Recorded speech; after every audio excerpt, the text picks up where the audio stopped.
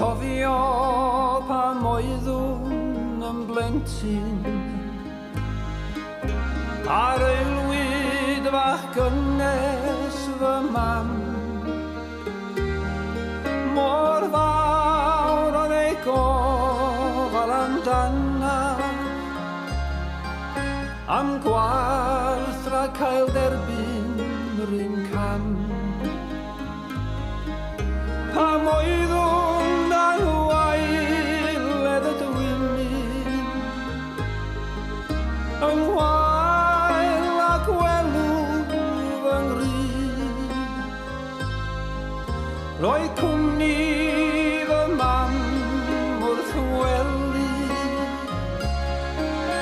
yn troi yn osfaglu yn ddydd. Dwi'n cofio i'm wylo yng Nghydydd gan ddybio fy mod yn cael cam a'r gynta i sychu fy nagrau a cheisio cysur oedd mam. Mi ddysgodd i manod a phenni i'm harwain i'r ysgol sydd mwyn rhoi fy nhaid yn gadarnach a diogel ar y llwybr cyd.